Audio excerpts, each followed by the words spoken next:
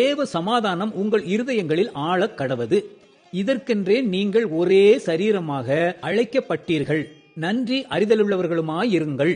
கிறிஸ்துவின் வசனம் உங்களுக்குள்ளே சகல ஞானத்தோடும் பரிபூரணமாக வாசமாயிருப்பதாக. சங்கீதங்களினாலும் கீர்த்தனைகளினாலும் ஞான பாட்டுகளினாலும் ஒருவருக்கொருவர் போதித்து புத்தி சொல்லிக் கொண்டு உங்கள் இருதயத்திலே கர்த்தரை பக்தியுடன் பாடி, வார்த்தையினாலாவது கிரியையினாலாவது நீங்கள் எதை செய்தாலும் அதையெல்லாம் கர்த்தராகிய இயேசுவின் நாமத்தினாலே செய்து அவர் முன்னிலையாக பிதாவாகிய தேவனை ஸ்தோத்தரியுங்கள்.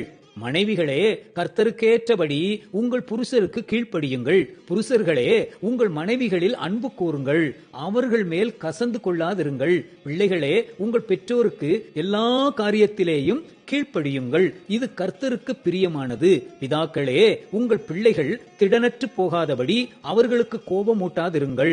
வேலைக்காரரே, சரீரத்தின்படி உங்கள் எஜமான்களாய் இருக்கிறவர்களுக்கு எல்லா காரியத்திலேயும் கீழ்ப்படிந்து நீங்கள் மனுஷருக்கு பிரியமாய் இருக்க விரும்புகிறவர்களாக, பார்வைக்கு ஊழியம் செய்யாமல் தேவனுக்கு பயப்படுகிறவர்களாக கபடமில்லாத இருதயத்தோட ஊழியம் செய்யுங்கள். நீங்கள் கர்த்தராகிய கிறிஸ்துவை சேவிக்கிறதினாலே சுதந்திரமாகிய பலனை கர்த்தராலே பெறுவீர்கள் என்று அறிந்து எதை செய்தாலும் அதை மனுஷர்களுக்கென்று செய்யாமல் கர்த்தருக்கென்றே மனப்பூர்வமாய் செய்யுங்கள். அநியாயம் செய்கிறவன் தான் செய்த அநியாயத்துக்கேற்ற பலனை அடைவான், பட்சபாதமே இல்லை.